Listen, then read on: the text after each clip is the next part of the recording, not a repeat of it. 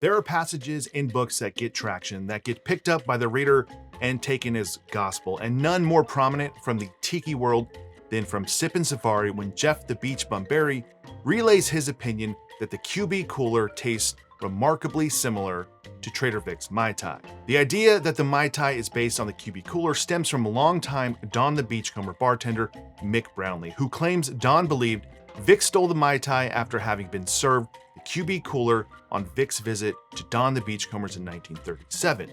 If you do the math, that means Trader Vic held on to that idea of a drink for 7 years before concocting his own Mai Tai in 1944, and if you look at the ingredients of the two drinks, there's no similarities.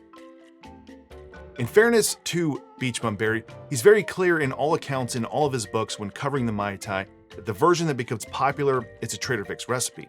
And even as recently as in a podcast in the summer of 2023, he said he thought the QB cooler tasted close to the Mai Tai, but when he does symposiums on the Mai Tai and participants blind taste test the two, most people don't agree with him. He's basically just shared his opinion on the taste similarities of the QB cooler and the Mai Tai.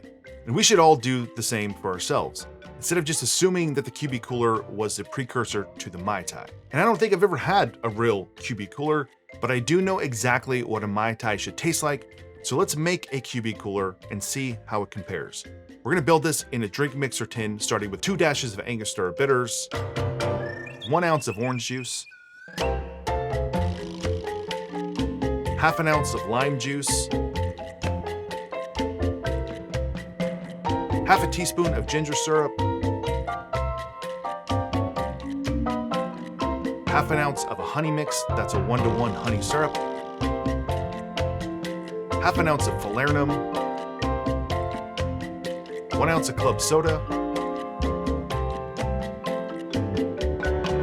half an ounce of Demerara rum, 1 ounce of a white rum, and 1 ounce of a dark Jamaican rum.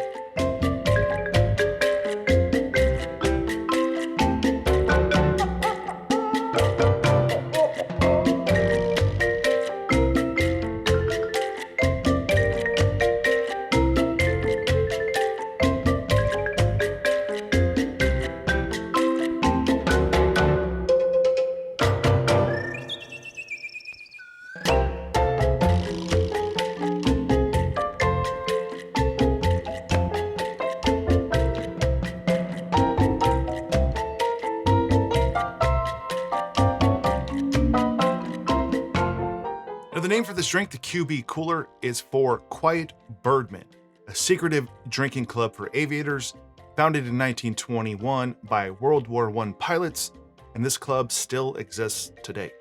So let's try the QB Cooler. First of all, is the drink any good? Yes, it is very good. It's very familiar. There are 10 ingredients in here compared to the Mai Tai's 5 ingredients. So does it taste anything like a Mai Tai, even just a little bit? In my opinion, no, not even remotely. Now, you may think differently if you try this drink, but this tastes more like a rum barrel to me, with those rums and those juices and the honey, but I honestly don't taste Mai Tai at all.